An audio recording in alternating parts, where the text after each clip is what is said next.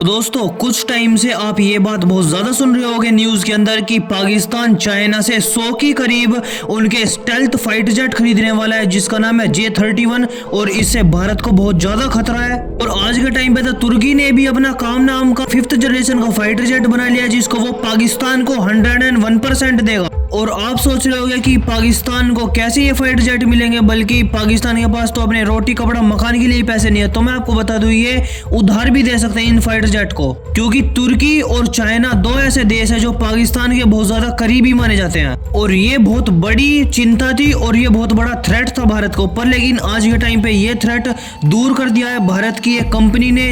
और इस न्यूज को देखने के बाद पाकिस्तान की तो बहुत ही ज्यादा जलने वाली है। तो इस न्यूज को आप कंप्लीट एंडिंग तक देखना। बाकी अगर आपने सब्सक्राइब नहीं कर तो आप सब्सक्राइब कर लो और वीडियो को लाइक भी कर देना, क्योंकि ये आपके लिए बहुत छोटा काम है पर लेकिन इस चीज से हमारी बहुत मदद होती है। तो दोस्तों पिछले एक महीने से जो भारत के ऊपर चिंता के बादल घिराए थे उसकी ये प्रॉब्लम सोल्व कर दिया आज के टाइम पे बेल ने। और आज के टाइम पे ये रिपोर्ट निकल के आई है कि भारत पिछले कुछ टाइम से एक बहुत ही ज्यादा सीक्रेट प्रोजेक्ट पर काम कर रहा था। और इस रिपोर्ट के अंदर ये बताया कि भारत इलेक्ट्रॉनिक लिमिटेड कंपनी एक ऐसे सीक्रेटिव प्रोजेक्ट पर काम कर रही थी जो भारत की सिक्योरिटी के लिए बहुत ही महत्वपूर्ण होने वाला है। और इस हथियार का नाम है शस्त्र। ये एक ऐसा डिफेंसिव हथियार है जो भारत के लिए बहुत ही ज्यादा महत्वपूर्ण होने वाला है, क्योंकि ये F-35 और Su-57 जैसे लड़ाकू विमान को भी डिटेक्ट करने की कैपेबिलिटी रखता है। क्योंकि ये सभी ऐसे फाइटर जेट होते हैं अगर किसी देश के अंदर घुस जाए और अटैक भी कर दे तो ये भी पता नहीं चलेगा उस देश और कहां से लड़ाकू विमान हमारे ऊपर बम गिर के चला गया। ऐसे लड़ाकू विमान को डिटेक्ट करने का काम करेगा हमारे ये रडार।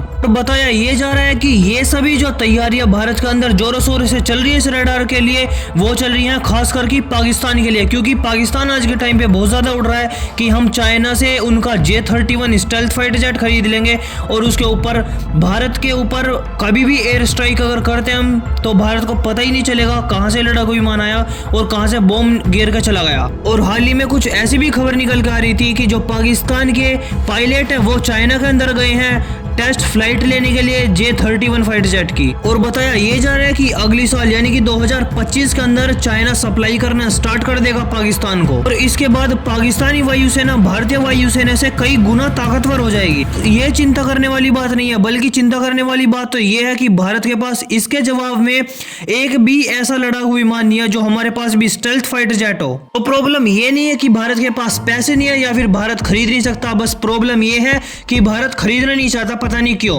बल्कि जो राफेल है उनको भी हम 100 के करीब नहीं खरीद सकते, बल्कि वो भी हमने 36 की क्वांटिटी में खरीदे थे। और आप सोच रहे होंगे कि भारत का अगर ये शस्त्र रडार सिस्टम कंप्लीट ऐसे ही बन जाता है जैसा आज के टाइम पे बेल सोच रहा है, तो ऐसा बिल्कुल भी नहीं है कि भारत कोई भी कुछ भी पाकिस्तान के ऊपर कार्रवाई कर पाएगा, क्योंकि बस ये एक रडार है, यानी कि ये बस डिटेक्ट करके बता सकता है कि यहाँ पे लड़ाकू विमान उड़ रहा है या फिर इधर से पाकिस्तान का लड़ाकू विमान उड़ के आ रहा है।